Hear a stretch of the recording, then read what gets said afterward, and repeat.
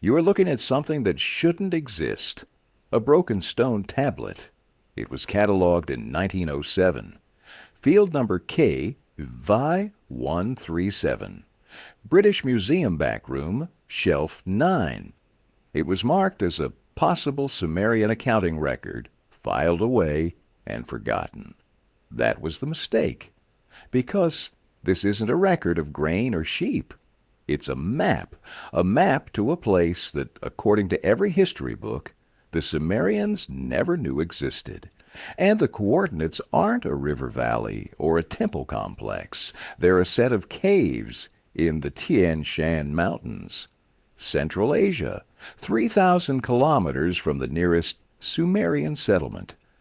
But that's not the strange part.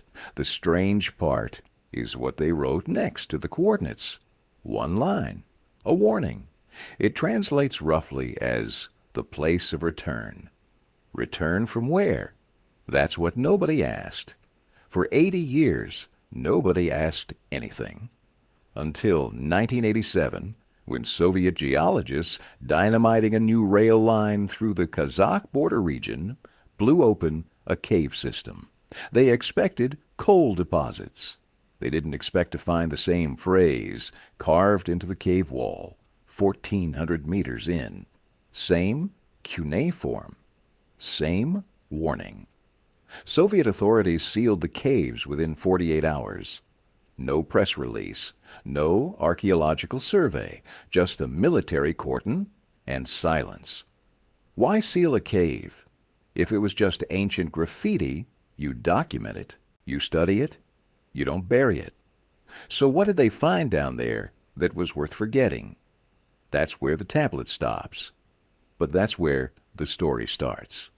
Because the warning wasn't for them. It was for you. So you have a Sumerian map to a sealed Soviet cave. Two disconnected dots on a timeline separated by millennia. This is where most stories stop. It's a coincidence, an anomaly, a dead end. But there is a third dot, a 2003 geological survey of the Tian Shan region. Unclassified. Public record. It describes the mineral composition of that specific cave system. Selenite and fluorite deposits. In total darkness, under certain conditions, they emit a soft, persistent glow. The survey team noted it as a minor curiosity, a footnote. But here's why that footnote matters.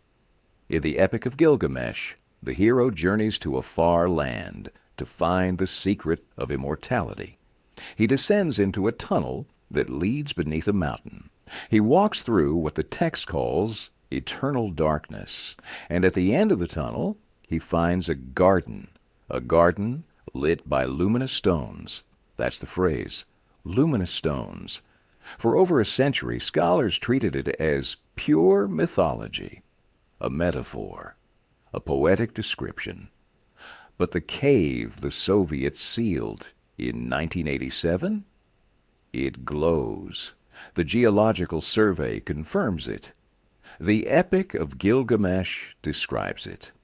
Not as a metaphor, as a place, a real place with a verifiable physical property. So we have to ask a new question. Not how do the Sumerians know about a cave 3,000 kilometers away, but why do they call it the place of return? That word, return. In every Sumerian myth about the afterlife, the underworld, the realm of the gods, it's a one-way journey. You go, you don't come back. Gilgamesh fails to bring back the secret of life. Inanna is stripped and killed trying to return from the underworld. Return is the one thing that is forbidden. So a map to a place called the place of return isn't a map to a temple or a mine. It's a map to an exception, a back door. That changes everything. Because now it's not just an out-of-place artifact, it's a contradiction of their entire worldview, which means we've been reading the myth wrong. It wasn't a story about failure, it was an instruction manual. And someone followed it, so you have a myth describing a real place. You have a map. You have a sealed cave. That should be the end. 3 dots connected. Case closed. But this is where the story splits in two, because there is a second artifact, not a tablet, a cylinder seal, catalogued in the same British Museum collection, but filed under a different department entirely. It was discovered in 1929 at Iriar, impressed on a clay envelope dating to 2600 BCE. It depicts a scene, a figure standing before a doorway. The doorway is arched, framed by what look like glowing stones. The figure holds a staff, and above the doorway there are 3 cuneiform signs. The first sign is a star. The second is a mountain. The third is the same symbol used on the map tablet, the place of return. This seal wasn't lost. It was published, a paper by Sir Leonard Woolley in 1934. He called it a symbolic representation of the journey to the underworld, a common theme. He filed it away. But look at the date, 2600 BCE. That's 400 years before the Epic of Gilgamesh was written down. The myth wasn't the original. The seal was. The map was. They existed first. The story came later, which means Gilgamesh wasn't a legend about a king. It was the legend about a route someone had already mapped. And that changes the question again. It's not why did they write about a glowing cave. It's why did they stop writing about it? Because after 2000 BCE, the references vanish. The symbol for the place of return disappears from the archaeological record. The seal designs change. The myths get vaguer. It's as if the knowledge was deliberately erased, or forgotten, or sealed away. Which brings us back to 1987. To the Soviet geologists. Their official report, declassified in 1991, lists their findings: standard mineralogical data, depth measurements, air quality readings. Then, on page 14, a single line: anomalous magnetic field fluctuations detected at the terminal chamber. A footnote describes it as a localized disruption of the Earth's magnetic field. A compass would spin. Their equipment malfunctioned.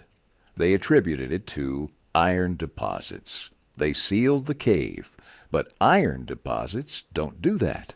Not like that. There are only a few things that create a stable, localized magnetic anomaly, a concentrated ore body, or something else. Something manufactured. So the final question isn't what is the place of return. The final question is, what did they find down there that made them seal it? Not the Soviets. The Sumerians. Why did they stop talking about it? Why did they bury the knowledge?